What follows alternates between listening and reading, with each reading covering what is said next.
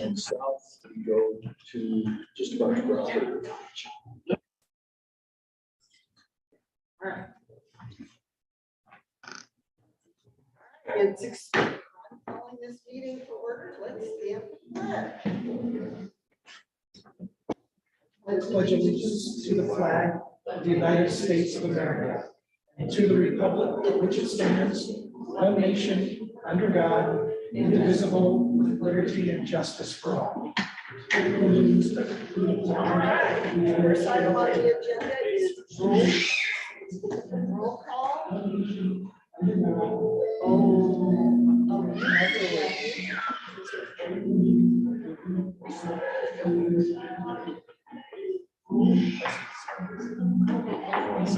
Yes, yeah, I think it's just use your computer.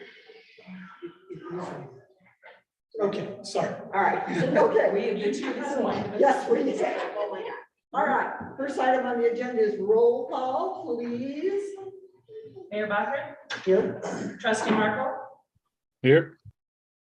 trustee Knutson, You. Yes, here. trustee Smith, here, trustee Valentine, Here. trustee Stelter, Here. trustee McCann. Here. You have a quorum. Thank you. We can continue. First item on the agenda, or second item on the agenda is approval of the agenda. Can I get a motion? Move to approve the agenda. And a second? I'll second that. All in favor? Aye. Opposed? All right, that motion passes. Next on the agenda is announcement. Okay. I have an announcement first. So on July 23rd, we celebrated, or really kind of missed it, but wanted to announce it here, Amanda Mojero's 5-year anniversary with the town. Yes. So she's celebrating. And then the second announcement, I'm going to I'm going to announce it, and then I'm going to let Chief Laminger kind of elaborate, okay? So that we have William Gillum, I hope I get that right, sir. And then he's been promoted to corporal. Yeah, so, Yeah, stand up.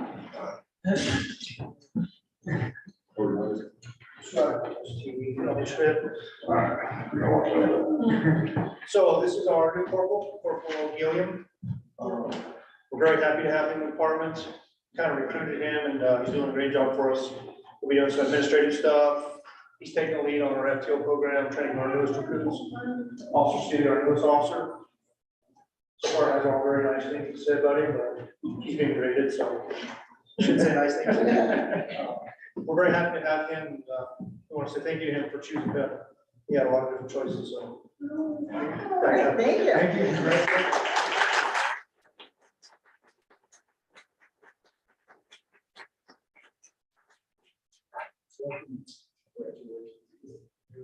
Congratulations.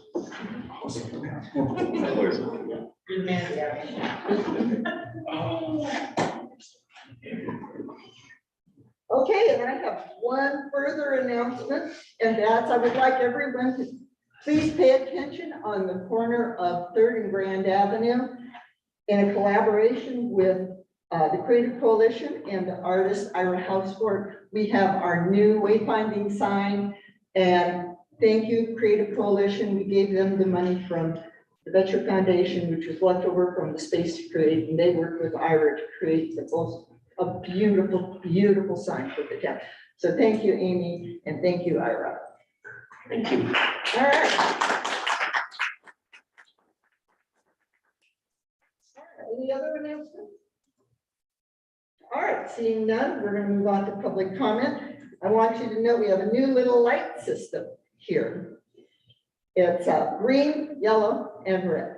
So the green light, it's set for 3 minutes. The green light will last for 2 2 minutes, minutes, 15 15 seconds. seconds. The yellow light will go on when you have 45 seconds left, and then the red light will go on when you're done. It'll also be. And beep. Okay, and our town administrator will be the administrator of the lights too. So.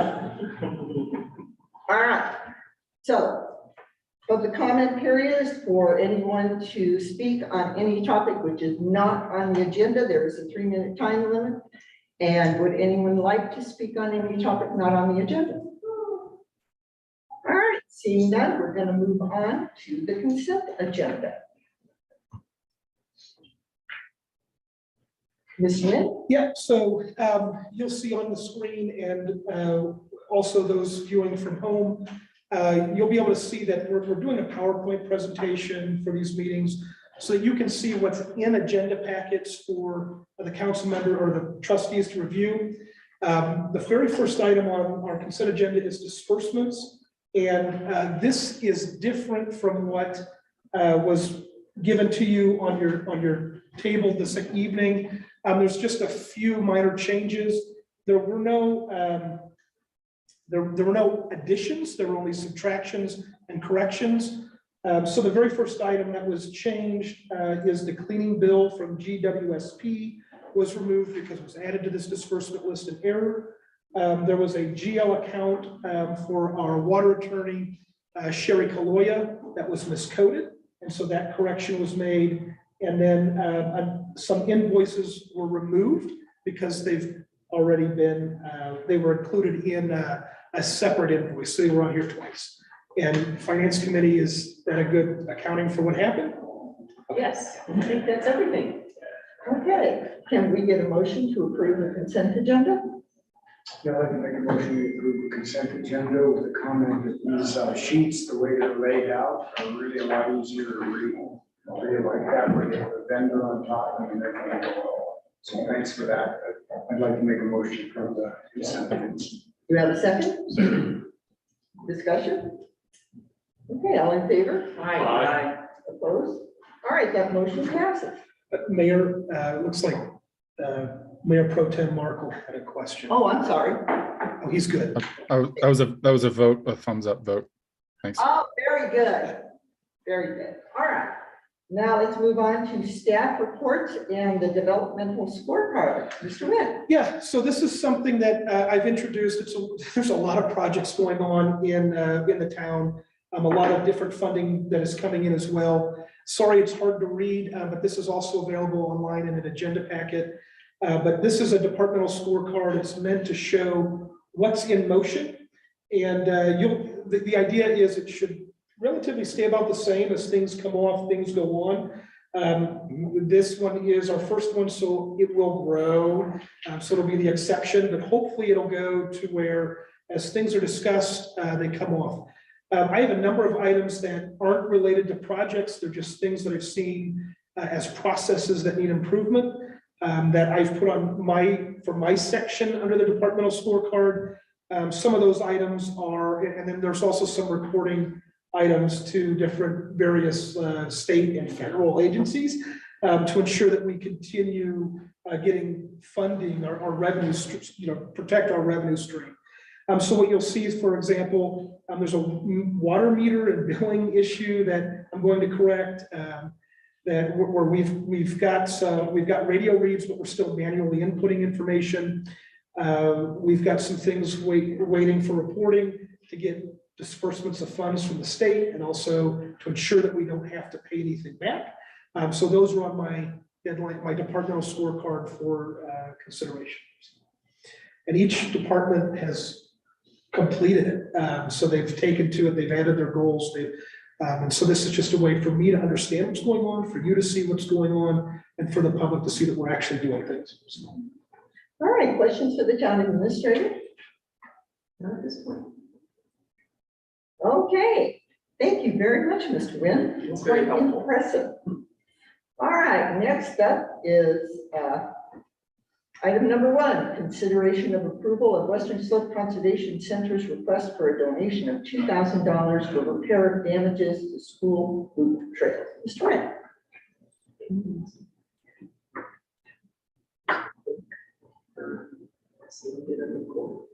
Oh, I'm sorry. Did you want to comment on I that? just thought it might be nice to point it out. Yeah. Yes, Oh, sure. because I think it's great.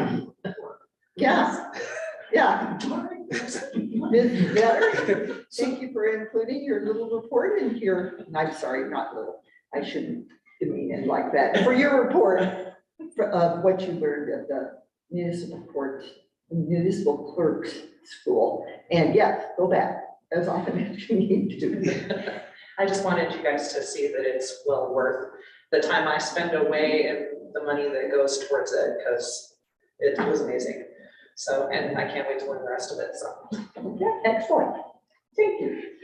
Okay, I just had a question, and it was about the liquor licensing. So are you finding that there are any of our forms we've been using that need to be updated with liquor or marijuana? Maybe a little bit with the marijuana, but that's only because, since the marijuana enforcement division is much newer than the liquor enforcement division, they've embraced technology and online, stuff way more, so I think it'd probably be a good idea for us to either, right now we use mostly the state forms, which is honestly the smartest way to go about it, because then nothing's missed. Just the way things were reported were the biggest updates to it. There are way easier ways to do it, get licenses out and back faster. And it was really nice to actually get to talk to all the enforcement people and see things from their side and why they do things a certain way, so it was kind of neat. All right, now back to Western Slope Conservation Center.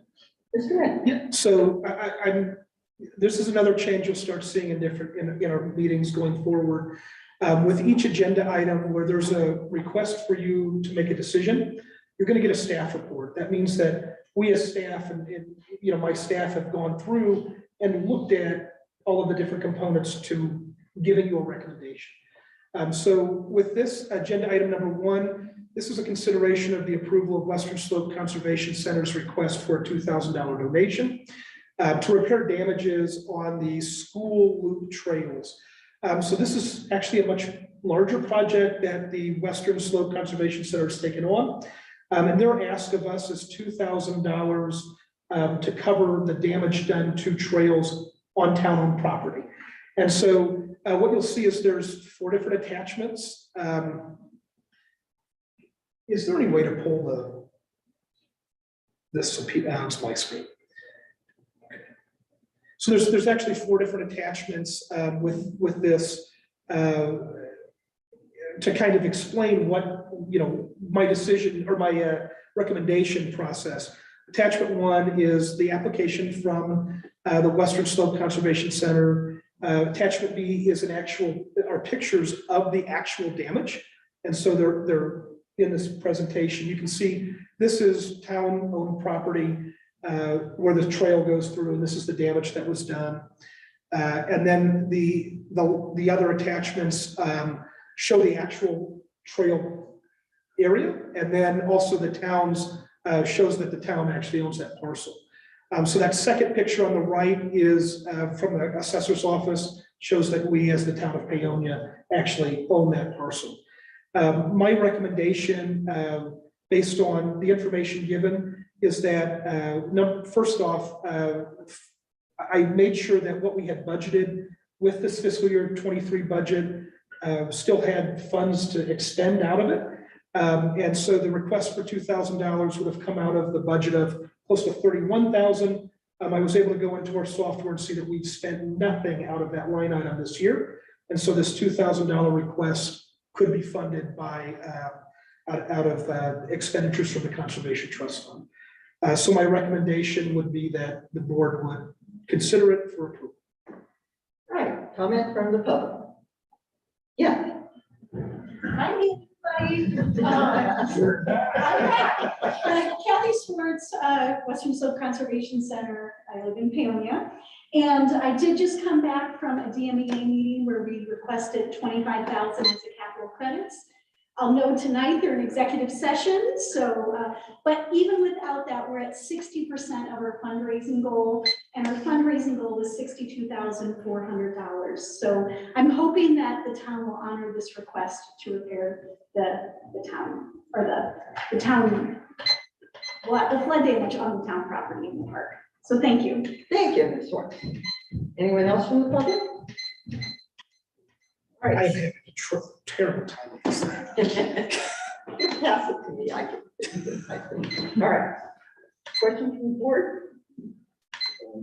Yeah, Is there a requirement that we're gonna have to deal with the Corps of Engineers for this because it's right on the riverbank? Mr. Wynn? I can answer that question. Oh, thank you, Mr. Graves. Timely entrance, sir. Normally it takes you guys like at least half an hour to get through.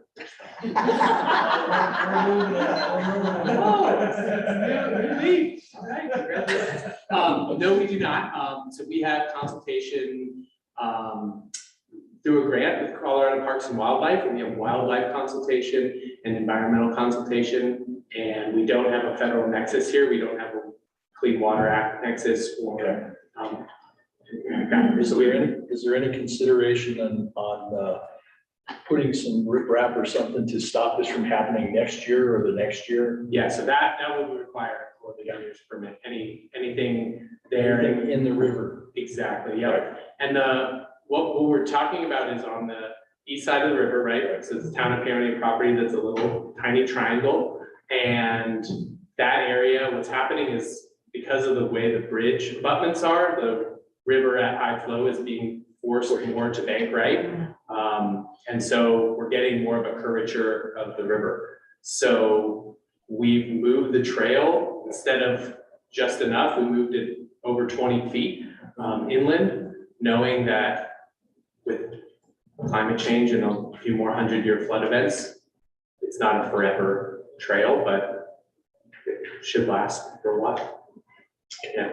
Thank you. Sure. Other question? Step. You push the timer button, not the red button. Oh, I got you. Any other questions? All right, seeing none, can we have a motion, please?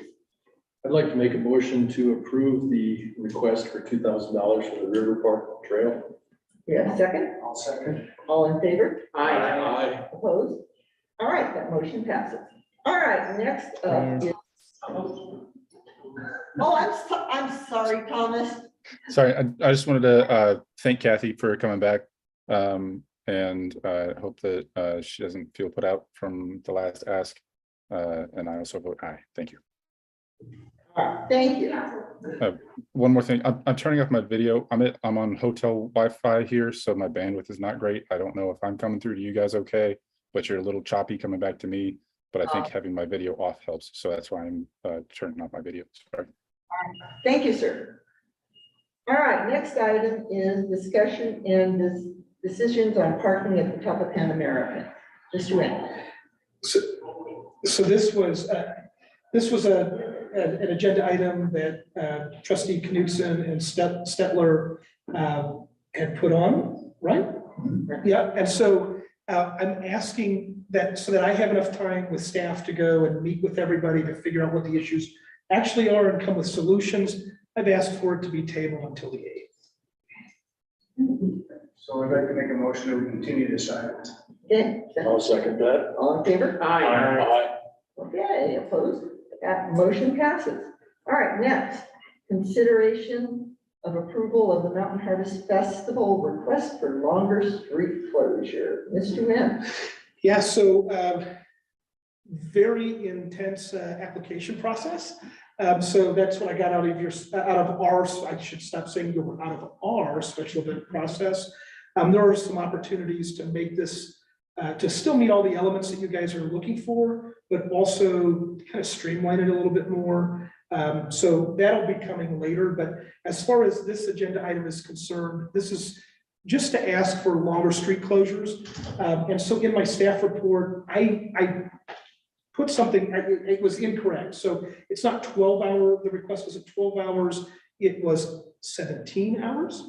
And so the timeline was from 7 a.m. to 2 a.m. Excuse me, So, go ahead, 7 a.m. to 12 a.m., so. midnight. Yes. Okay, 7 a.m. to midnight.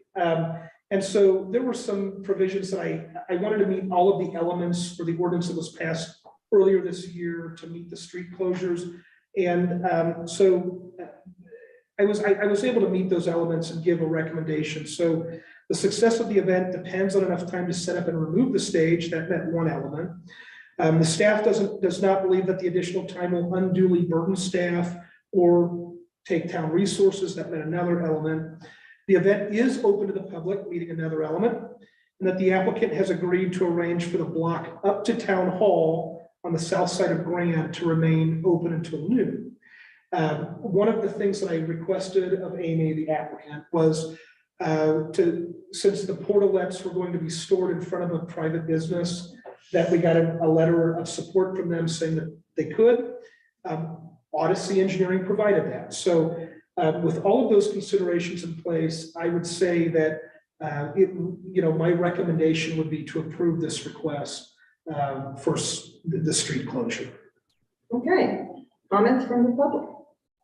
Yes, Ms. Watson, press timer. I don't see an application for the use of Polis Park, large park event permit. There's gonna be a lot of traffic going in and out of Polis Park. I see it's colored, it's sectioned off in their diagram. Yeah, there's no application for the use of that park in the packet. Thank you. Thank you. Any other comments from the public? All right, seeing none. No, you got it. No, sorry, just press it for 3 seconds. Okay. Okay, now. All right. Look at it, new technology. Okay. All right, question from the board. Yeah. I had one question which had to do with timing, and the diagram on page 51 says 8 AM to 2 AM, which is why I wondered about timing. And is that actually accurate that you plan to go to 2 AM? Because I know everything else says 12. Can you, On page 51. which page? Page 51 in the packet, do you have it handy? Oh. One in the packet is the map. Yeah, and it's on the map. If you look on the right-hand side. Oh, down at the bottom. So it's, Get to that. Amy, it's on the screen. Yeah. Yeah, it's on that right-hand side of the map. Yep, I believe, you know what, this is the exact map we used last year. And so it says the 24th, which is last year's date actually, and we ended it. Yeah, that was my oversight. I didn't notice that on there. But it is not, we're not asking to go till 2 AM. And I'm happy to make whatever correction we need there. And what I communicated to Mr. Nguyen was there are variables with the arrival and safety, and that's the only reason we're buffering it beyond what we did last year. You know, it's a big vehicle that rolls in and out. We just wanted to be as safe as possible. I don't anticipate us being closed down until that time. It's just more of like a variable, giving a little extra room. So, yeah, apologies for that. I did not notice that on there. So the correct time is actually in their attachment B, their street closure letter. Yeah. And so that gave clarification. Okay. Other questions from the board? Yes, trustee Newton? Thank you, Madam Mayor. One thing that I was concerned about, correct me if I'm wrong here, but I think in the Mountain Harvest Festival, some of the other events we've had in the town park, the alcohol control area has not been the entire park. It's been just a part of the park where the bar is. And so when I saw this map and saw the entire park with alcohol all throughout the park, is that what you did last year? Okay. It is. And I was a little concerned, just about alcohol being everywhere in the park. I'm assuming there's enough security where things aren't going to get out of line, but it was just a surprise to me when I saw that. may I comment? Something we did do last year that the previous organizers didn't do was we enclosed the kids zone specifically and asked for no alcohol to go into the kids area. But we had no problems or issues with that last year, and we did discuss it with Chief Manager, so. Thank you. Yes. I have one more, just to make sure our paperwork is correct. On the event safety plan, page 42 of the packet, it is indicating 300 block of Grand Avenue on the 25th, as opposed to the 23rd. And it's in the first paragraph under the introduction.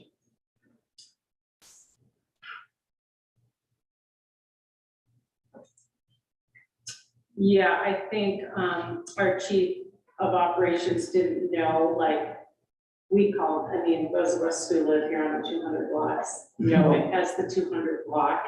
I don't think that's actually, we can make the correction. Yeah, because we use the same letter as last year, so. It's actually the date that jumped out at me. It says on the 25th. I didn't even notice the 300 block part, actually. Okay. I did. Yeah, because it says Paonia Town Park and the 200 blocks, so that's what I thought you were talking about. Yeah, but it's got the So wrong date. the festival is the 22nd, 23rd, and 24th. No. And I guess I would like to indicate that in case this needs to be correct for any legal purposes that may come about, I just want to make sure we have on the record that it's the 23rd and not the 25th. This looks like, maybe this is last year's. Yeah, so it's 22nd, 23rd, 24th, which is what it says in the first sentence. So, because then we name, it will take place in Town Park all 3 days, Right. and then it should be 200 block of Grand on the 3rd. Yeah. correct. So if we can just make sure the record knows that in case anybody throws a stink. Yeah, so and for clarification, the staff report also has the correct dates. Right. Anything else from the board? Yeah, trustee McKenna. Yeah, I was gonna point out, we had something similar to alcohol this year, 4th of July, with the wristbands being part of it actually worked really well. We didn't really have any issues with that at all. Anything else from the board? Yeah, I think if the board is happy with the start time, and I'm hearing that the some of the road is gonna be closed at 8, and then there's going to be access to a part of the 200 block until noon or until, okay. The request for me really is a request for more time at the end of the day between 10 PM and midnight and even 1 o'clock. And our Grand Avenue is not very busy during that time. And so I don't see that, this is a very hard request to say yes to. Okay, anything else? Yeah, Mr. Mark. Yep, I just wanted to make sure that I honestly don't remember where we ended up with our revisions to street use. I know that we went through a whole bunch of things and I don't recall how it came out, but I just wanted to make sure that any notifications or requests were sent out. And I just wanted to state again that I personally feel like having concerts in the street is unnecessary, and personally I'd much rather see them in the football field in the park. I understand that some people disagree, and hopefully it isn't too disruptive to the businesses on Grand. Thank you, trustee Mark. Anything else? All right, can we get a motion, please? Oh, I'm sorry, Mr. Kleinman? He's the COO, right? He's your chief operations. Yes. Okay. Yeah, I just wanted to address, thank you, Morgan. We will do everything we can to be off the street by midnight in a safe manner. Everything that my experience, what happened last year, we should have no problem being off right around midnight. That's what happened last year. Weather, all the safety, things like that, I could see going a little later. Again, at that time, I had no traffic going through there. And so I appreciate the consideration there. Know that we will do what we can. And as far as addressing Polis Park, that is simply in our liquor control area. That's an area that we will control. But we did no activities in there last year. We decided to leave that open for people to use the tables, leave it as it would normally be used. We have no music in there. We have no setup in there. We don't vend in there. It's simply in our liquor control area and an area where the public can use it as it would use it on any other day. Thank you, Mr. Klein. Yeah. I have one more thing to add. So as required by the ordinance that you passed earlier this year, there's a requirement that at least 1 week before the event, organizers meet with staff in a department head meeting. That is actually scheduled for September 12th, next well in advance of the event. So, Thank you. Am I still on? May I ask, Yes, Mr. Kleinman? is it possible that we could move that meeting up a little bit? I will be in Telluride producing the Telluride Blues and Brews Festival at that time. I would love to participate in that meeting. But I would need to do it. I'll have to look at the calendar, but is it okay if we connect and pick a date before I leave for that event? so I would still like to hold that date as the date that we use. I'm more than happy to get a hold of you outside of that, but as long as Amy can show up, I'm happy with it. Okay, and I could participate in a video call. I just wanted to make sure that, because last year I did meet with those folks. I met with the chief, and I'd like to be part of all those discussions. So I can answer any questions, and I'm aware of what the town needs from me. I fully expect you and I to have more conversations as this gets closer, but as far as the staff report's concerned, that date is set. Okay, I will put that on my calendar. Thank you, guys. Anything else? Yes. I have one, and for me, it gets back to Polis Park. They're expecting 1,200 people here.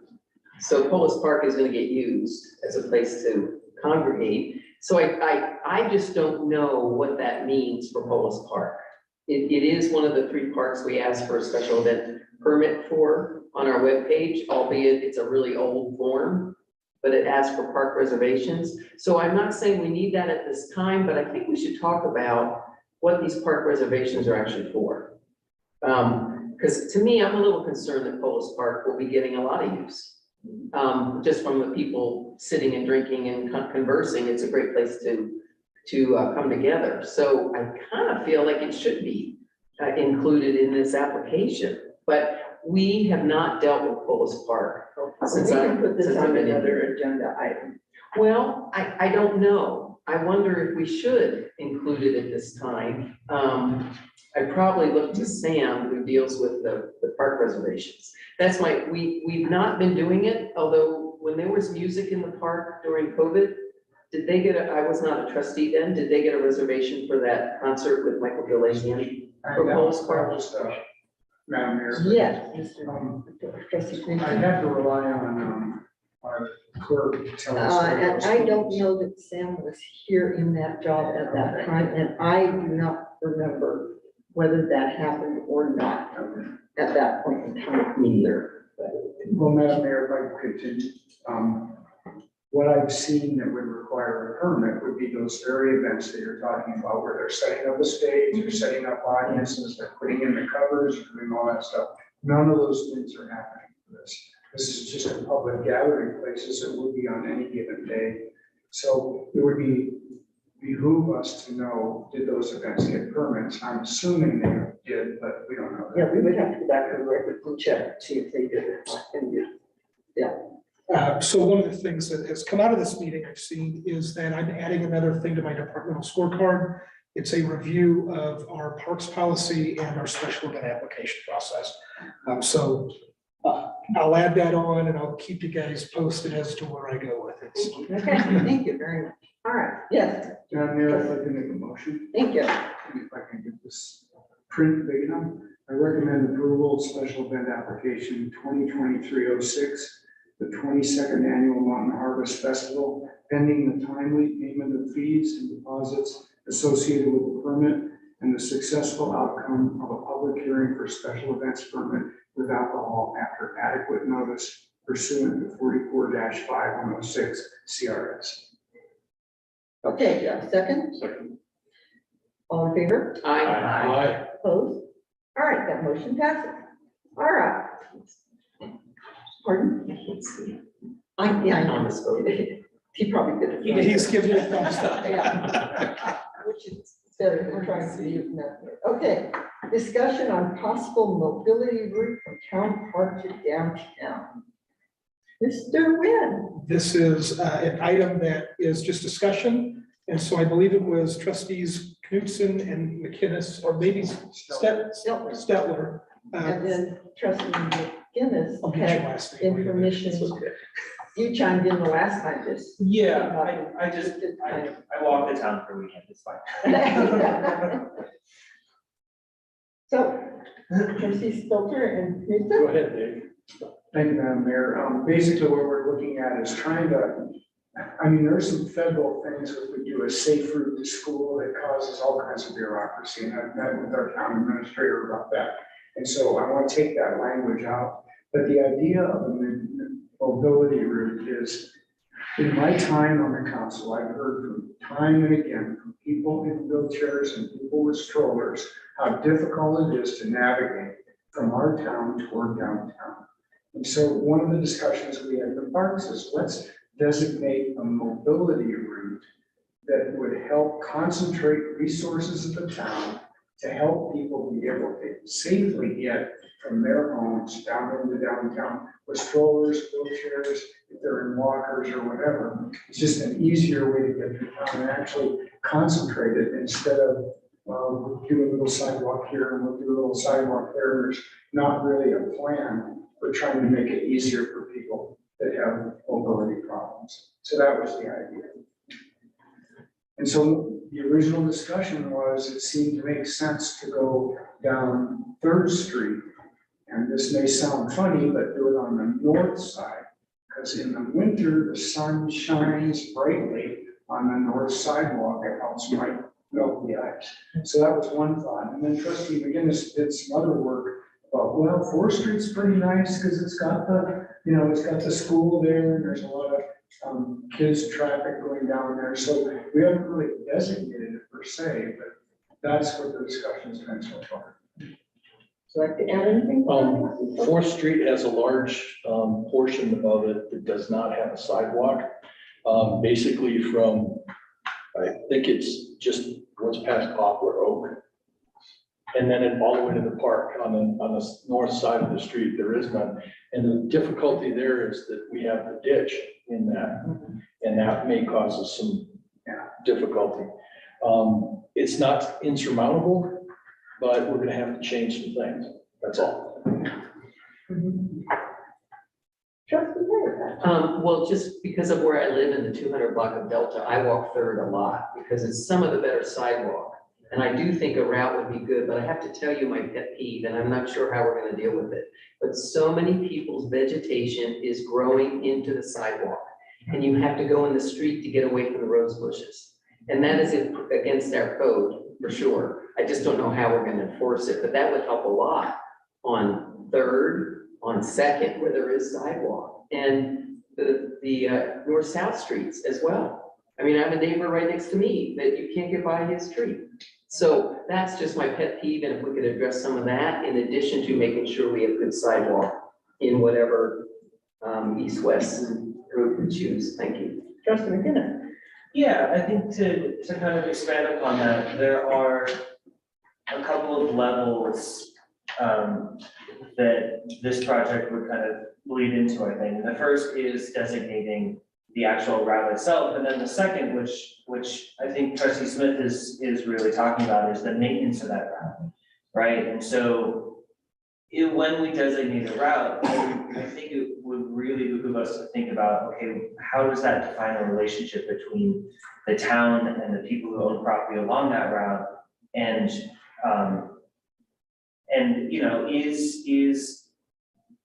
what is our ability to enforce code along that route? What is our liability if code isn't enforced?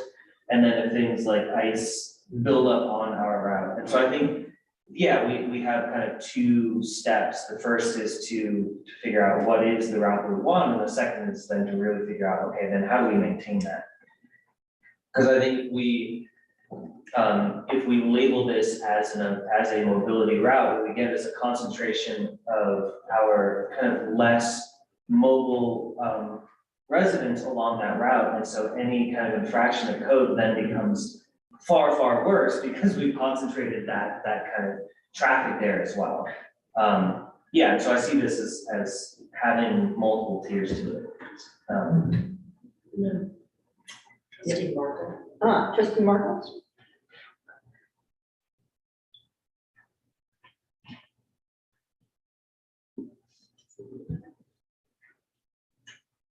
Trustee Markle? Mayor, if I may say something. Yeah. So, okay, go ahead. he hasn't unmuted.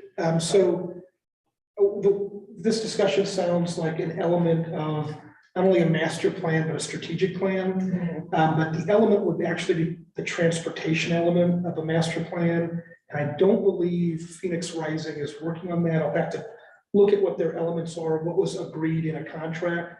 But in a strategic plan, the mobility route is certainly something that we can address. So this will most likely become something we talk about during budget season as well, to figure out what would be the safest route for mobility management, but also how do we fund it? And so that's that strategic part, right? It's great to have a plan, but to make it a strategic, it means that it's also funded and then implemented. So that's something that as budget season comes on, we'll probably talk more about this. Okay. Trustee Markle?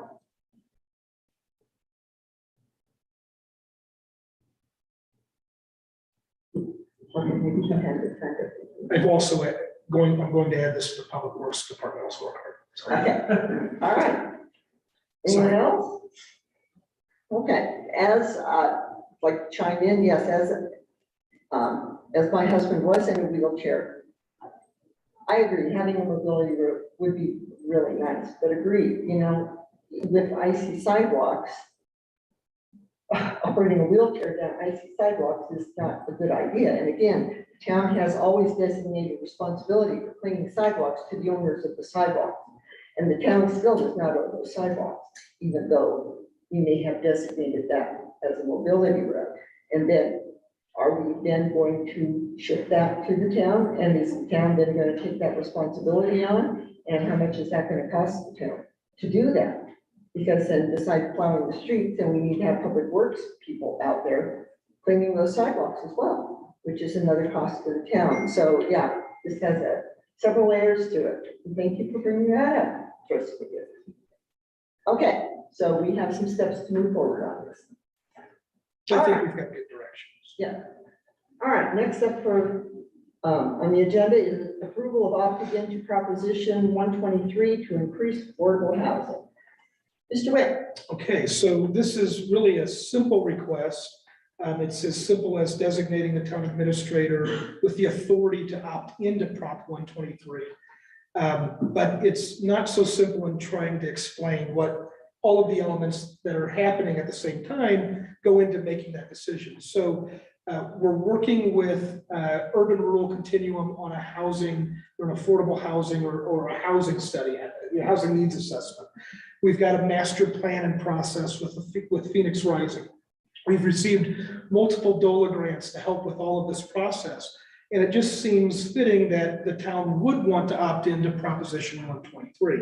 And so what this, just opting into it, what it would do is it would open funding up for different things to really implement plans for missing middle and affordable housing or workforce housing. As part of that, it would also allow for land banking. So to get us ready to meet those affordable housing goals. Trying to define what affordable means is actually pretty fluid. And so I've put in one slide from DOLA's presentation about how they come to, what an affordable housing actually is. And so I think number 5 is that base to the right of this diagram. It's the median income levels available depend on jurisdiction, household size, and year. So like I said, it's fluid. How do you determine what's affordable? The other item that I gave was in your packets was just an example. I'm not saying that this is tied in any way to Prop 123, but it's USDA's income limits for being a part of their rural development loans for affordable housing or to help with the housing assistance. So that is in consideration as well. The budget required for this is that there's no local match required, that funding would be restricted revenue, so it has to go towards that affordable housing component. And it needs to be, and it could also include that land banking activity. Aside from that, it's actually just as simple as saying we've designated the town administrator as having the authority to opt into Prop 123. And then we can, that would allow me to go on the website for DOLA and fill out the application. There is a requirement for within 3 years to build 22 affordable housing units, or 8 a year, however, an average of 8 a year. However, talking with DOLA, should we take that funding to do land banking to get ready for building affordable housing once our water moratorium lifts, we don't have to pay that money back. It just means that in year 4, we're not eligible for funding until we've met that requirement for those 22 homes. So when I'm very skeptical of hearing like win-win situations, but this is actually something I would call a win-win situation. And we're already meeting those steps to get to that point, especially with what we're doing with urban rural continuums. All right. Comments from the public? Yes, Ms. Watson. I looked up the budget, the 2023 budget information, and the median household income for Paonia is $51,000. It says 30% of the households in Paonia are below $25,000. These are not people who are going to be moving into your housing project. But what I'm concerned about, the people who already live here, who are low income, how do we watch out for them and take care of them? Because anytime you spread your resources thinner with big projects like this, people are going to have to pay. People who live here are going to have to pay. It's going to increase the cost of housing for them too. Be it the sewer treatment pond property, if you use that, means we don't sell it and pay down our debt. People have to pay for that, people who already live here. So I hope that maybe there's some effort. Do we really need new housing, or do we need to help people who are here with the housing that's already here? A lot of it's in poor shape. And I think this is just gonna encourage you to keep your fancy pants building inspector here, who's too expensive for this town and makes it hard for people who are doing simple repairs to proceed. Because you're gonna need someone special for projects like this. Okay, thank you. Thank you, Ms. Watson. Anyone else? All right, seeing none, discussion from the board. Yeah, Mr. Miller. Well, it's a win-win-win situation because it's a perfect dovetail to the land banking grant. Madam Mayor and myself went to a set of workshops. We haven't talked about that. It's on the horizon. Probably nobody knows about it, but it's another no matching situation where we can purchase considerable amounts of land and not have to match any funds or pay anything back. And so a lot of these opportunities are coming together, and with this, we could do something with the bank plan. Yeah, Trustee, I will expand on what Trustee Valentine said is, we went to a presentation with Aletta, and they're like, we could be granted up to $5 million to buy land for affordable housing. And we don't have to pay it back. It's just a grant, no matching funds, nothing. And we don't have to develop that land for 5 years. So it's incredible opportunity, and we can't do it if we don't get into Prop 123. So being able to just opt into this, and if we don't lend it, if we don't borrow any money, if we don't do anything with this, we're fine. There's no obligation if we don't do anything to do anything. And as Dana was, when we, Mr. Winter and I met with Dana, he was just, pick a number. I mean, 8 houses a year. You don't need it? Fine, you don't need it. You just don't qualify in year 4. It's a win-win situation, and it's just meant by the Colorado legislature to get houses for people. That's all it's meant to do, is to make sure that we have housing built for people. Trustee McKay. Yeah, I'm curious, given the definition of affordable housing, is the affordability piece of that something that we can define? You were saying that the definition of that is kind of, there's a gray area there, and I'm curious about, if I don't want to get into a situation where the town buys a bunch of land and builds houses on it, and those houses don't necessarily qualify as quote unquote affordable.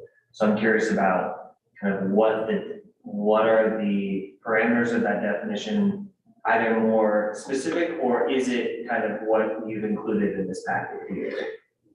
So there's so much more. So there's, this was actually one slide of like, I think 20, 30 different slides. But to actually define what affordable is, Nick, if you've seen something different, let me know, but DOLA doesn't have that defined yet. So this is just the first step, is being able to opt into it. And, we're throwing around housing, that word housing, but it's actually affordable units as well. So rental units. So if you have one building with, let's just say 22 apartments, you've met your goal for that baseline that has, now that's the one thing that has been set, is there's a very bare minimum set by DOLA for how many units would qualify for the program. That's 22. But again, it could be rental units, and so land banking, it doesn't have to be land banking. It could be that the town takes these funds and maybe puts infrastructure in for, with a public partnership with a developer. So that cost, that massive cost, is off the table for them, driving down that home price. I mean, there's so many things that could come out of this program. The first step is to opt in and fill out that application. Yes. And so to clarify, these funds aren't being taken from, they've already been taken from us, right? So it's already been property taxes. And if we don't opt in to take those funds, somebody else will. Yeah, and we won't be eligible for any of the funds if we don't opt into this. That's the key to this, is that we are not eligible for all this money if we don't opt into this proposition.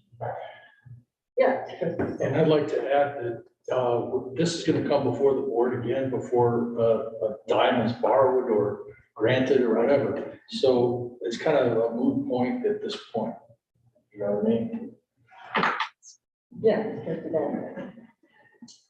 The term affordable is fraught with problems. Ask anyone who lives in Manhattan or Los Angeles or Chicago or San Francisco.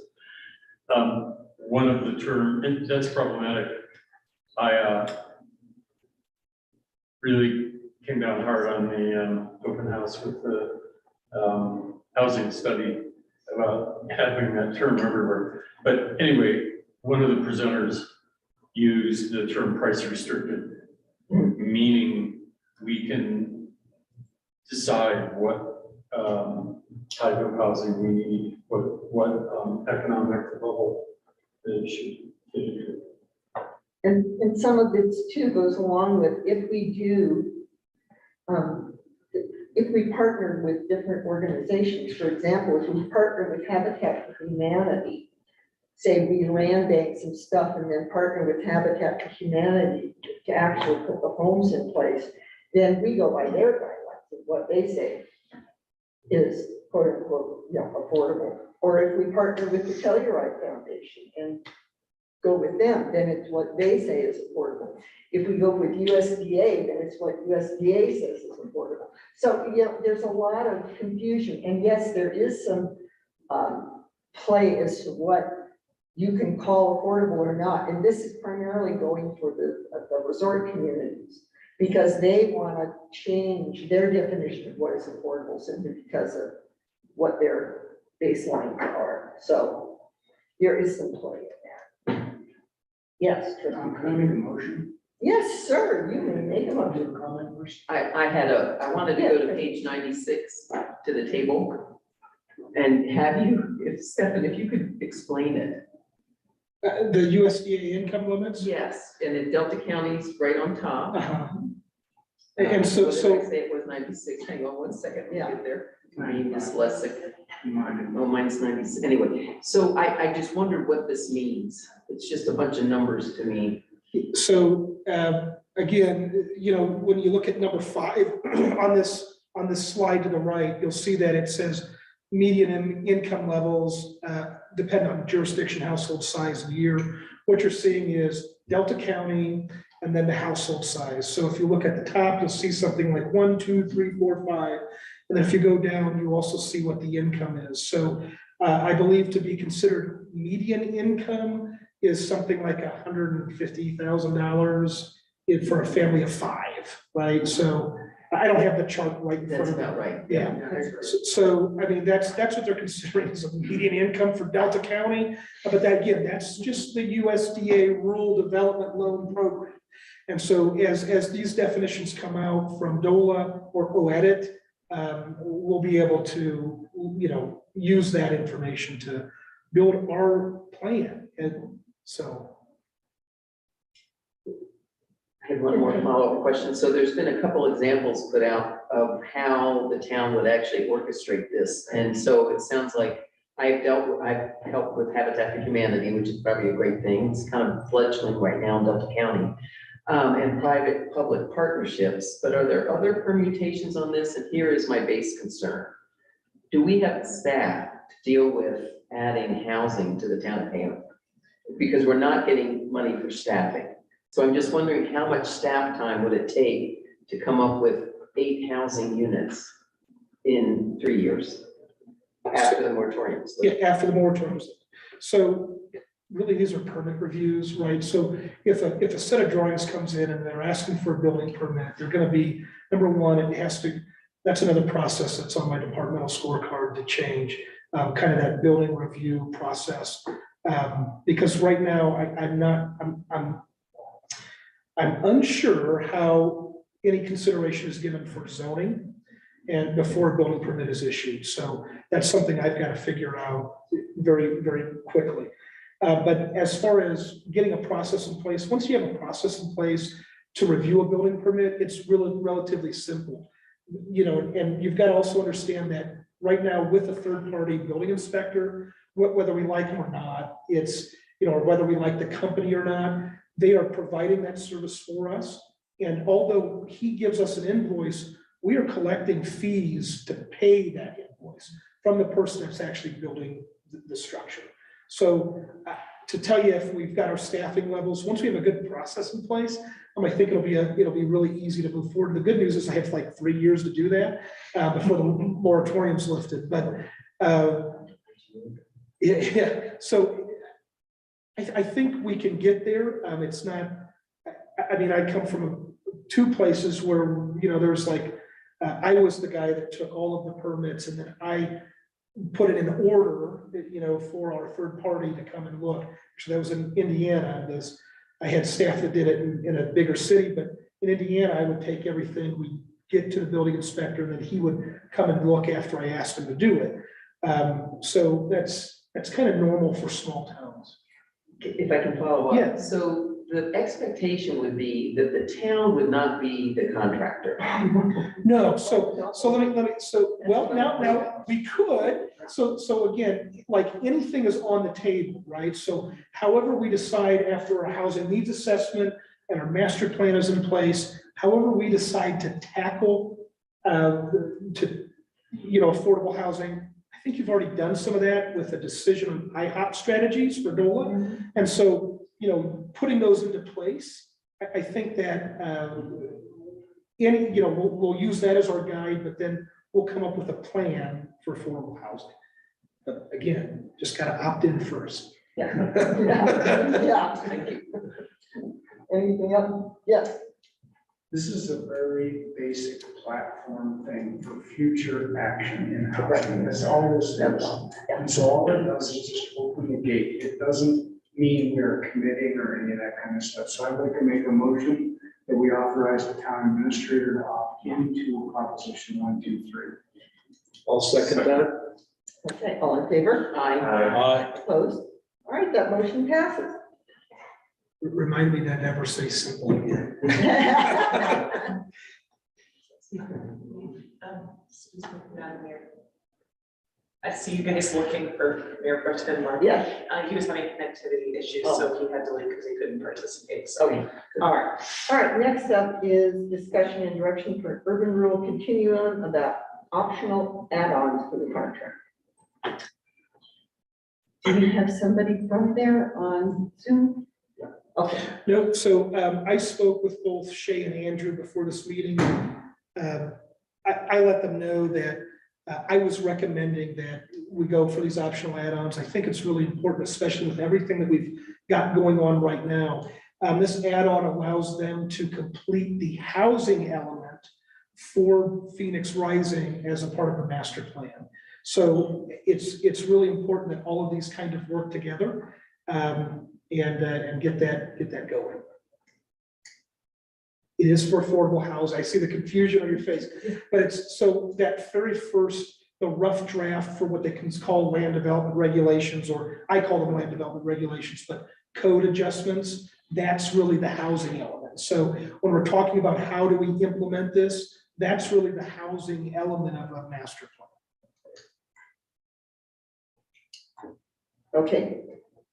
Comments from the public? Okay, seeing none. Yeah, trustee Knudsen. When they originally submitted their proposal to us that we adopted, these were 2 questions they put on the table for us, and they've been out there for quite a while, and this is the 3rd time they've asked us for an answer about it. Yeah. But they need to schedule their own time as consultants about what projects they can take on, and that's why they'd like us to move ahead and either yes or no on this, so they can take on other projects, which I appreciate in a consultant, because they're really trying to be careful about their time. I believe both of them, like when our interim town administrator was here, she was saying that the component that helped with the code would be fantastic because it would save us legal time, it would save us staff time. It was a bargain at that price. So I believe that there's a portion of that $8,760 that is supported by grants. It's not just money out that we're spending. But I'm not sure. I had that question when I met before, because I don't know where, I think as trustees, we need to know where's the money coming from.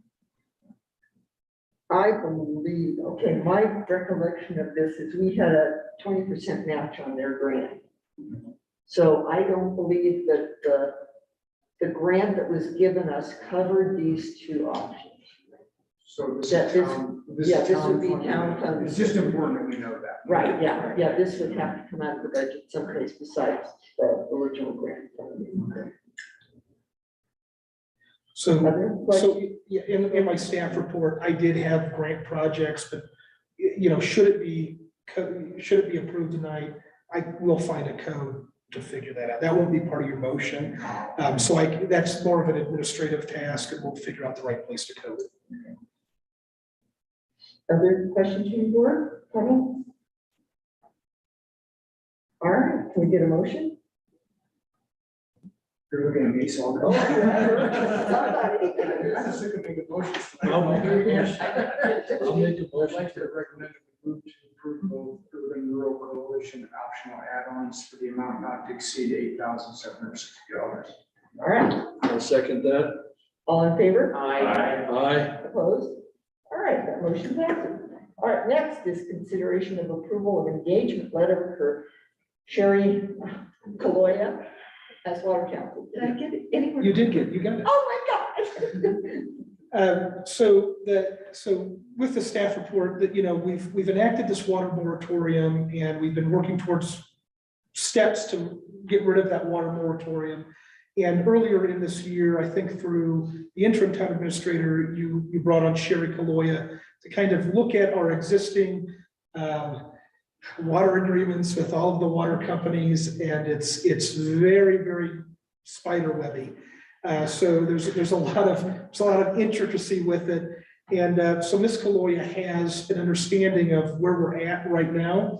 And I'm recommending that we move forward with her for a not to exceed price of $5,000 to help us get through this year. And then once the next year comes, we may have to do an RFQ I'll get with Zach or Nick on the actual process to go about securing a water attorney in, on a continuing services contractor, something like that. But this would get us through the end of the year. And so any questions that may come up for any sort of our water ordinance changes or, and then any agreements that we need to get in place with individual water companies, this would help us get there. Comments from the public? Okay, seeing none. Questions from the board, comments from the board? I do have one more thing to add. So when you were negotiating with Nick for his law firm, there was a request to kind of not increase the rate. I posed that, thanks to Nick, I was able to pose that to Sherry.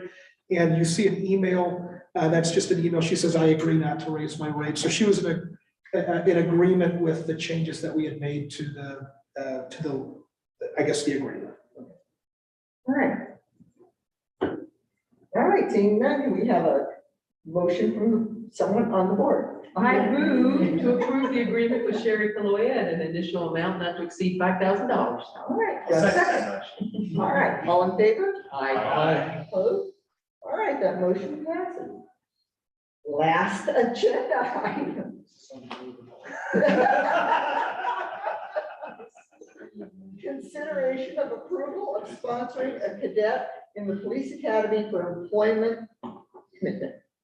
I'll try not to break the flow here. Go, Chief Lamenter. So what we're asking for here is to sponsor a cadet police academy, as a way to kind of buffer ourselves against the recruiting process in Colorado right now, really nationwide for law enforcement officers. We're just not in a position to compete with a bigger department. This serves two purposes for us. One, we get to interview a lot of candidates and kind of identify which candidate who's not post certified may fit our departments, fit kind of our community policing role and what we're looking for, and build on that. And it also gives us the option of kind of securing a time frame that that individual will work for us based on us sponsoring them. And we have identified candidates. So what we're asking for is a total dollar amount of roughly $9,759 in academy costs, plus or minus a little bit depending on state testing fees, which can change, but it'll be right there somewhere. After talking with Stefan, and we had kind of pushed this as deep as we could because we were hoping to get some budget numbers. Just to put up there, we're kind of at the end now. This academy starts early August. So, but based on the numbers we're looking at, we had an employee who resigned in May. Based on the salary savings from that employee, that will cover the cost of the academy, plus the wages that our cadet will be paid 3 days a year, with some to spare. So there's actually no added funding needed for this one. And the other thing is the cadet has no issue signing a contract with us. I've talked to Nick about this a couple times. We used a contract with our last cadet. We may tweak new contract a little bit with this one as well, but he is open to that idea. He has no issues with that, and I'll protect the town as well. Anything from the public? All right, seeing none. Questions from the board? Yes, Trustee Green. Would the chief have to come back to the board every time this happens? It seems like this is a little bit administrative, just in the way law enforcement works, that, in my experience, having been in a county jurisdiction where we had law enforcement, it was pretty much left to the sheriff, and that department had to figure these things out. And the budget was the parameter they worked within, because that's what he's working within here, is within his budget. So I'm just questioning whether it has to come to the boards. Mr. Wynn? Trustee McInnes has a question, so I would yield to that. Okay, Trustee McInnes. I think my question really pertains to the motion that we come out of. I'm kind of, what Trustee Knudsen was saying, can we move to authorize the chief to make this decision within the purview of his kind of authorized budget, so he doesn't have to come back every time? Because, yeah, I think that what we have in our packet is regarding one specific instance, But if we can authorize him to, as a more blanket statement, to be able to do this so long as he doesn't have to increase his budget, I think that might be a little bit more efficient. Other comment from the staff? Trustees. I believe that this is being done because of our purchasing policy. Okay. Because we have a $5,000 limit and this has not been budgeted for specifically. I mean, I don't know what line item it would come out of, but it's really the purchasing policy that's putting this in front of us. And I really would not want to give a pass to not follow purchasing policy. So that's exactly what I was clarifying. So thank you, but really, there would be a way that this could, not have to go back, and that's if we had an education line item, in conjunction with our training line item. And then this would have been something that was discussed during the budget process, it put in the budget, then it would be, he can go do what he needs to. So it would be within, it would, since it's a budgeted item, he wouldn't need to do it. There's some changes that I also would like to make with the procurement policy, to make them more in line with CGFOA, the Colorado Government Finance Officer Association standards, that also protect like internal controls and things like that, so. Okay. So I haven't, other board members, okay, so my question is, so we have had it before where police officers have reneged on their contract and wanted to move on. Is there a clause in the contract where he has to pay back this if he decides to move on, or a portion of this? Yeah, so that's what Nick and I have discussed, and we kind of put some of that in place with our last cadet, Officer Seeley. And we updated some of the wording that the town had been using of a straight amount, and we wanted to change that to a kind of a prorated amount. That way, to be fair to our officers, we want to make sure they are also getting credit for the time they have worked for us. But yeah, that contract will include that. That's a part of it. Okay. Anything else from the board? All right. Do you want to make a motion? I make a motion that we approve the suspension. Oh, wait. Oh, I'm sorry to interrupt the motion. I haven't said anything tonight, so the chief just explained that, for policy reasons, it would be good to give the officer credit for time served with the police department. That is true. I think from a policy perspective, I think that's a good thing. There's also a legal matter that we're dealt with in state law, and that's another reason for sort of prorating based on time served. So just so the board's clear on that. Doesn't sound like it was going to change the motion, but maybe it will impact the vote. Thanks. Okay, thank you. I'd like to make a motion to approve this request for the monies for training. Second. All right, all in favor? Aye. Opposed? All right, that motion passes. Well, I see What do we do now? nothing else on the agenda. Oh my God. Yes, Trustee McGinnis. I'm still kind of unfamiliar with some of the form and function of meetings like this, but I think there are two pieces kind of surrounding the topic of affordable housing that, as we continue to move forward, perhaps that we should really kind of keep in our scope. And one of them is the definition of affordable. Because that is not a defined definition, I think that we as a community really need to define that for ourselves. And so if and or when we create affordable housing, it is actually accessible to this community instead of affordable in terms of somewhere else. And I think the other piece of that, there was a point that was brought up by the public that I really think needs to be kind of moved forward. A lot of the money we're talking about is for new development and land banks, but a lot of the housing stock that we have now needs updating. And I think being able to do both of those at the same time is extraordinarily important, and not just focus on the. If I could just answer that, the folks doing the housing assessment have already put together a table with resources for that sort of, helping people with their existing homes. Yeah. So there, a lot is gonna come out of this housing assessment that I think is gonna answer a lot of these questions. These folks are quite professional, they're very good, so. Yeah, okay. Well, if no one has anything else, then I'm gonna adjourn this meeting. Thank you.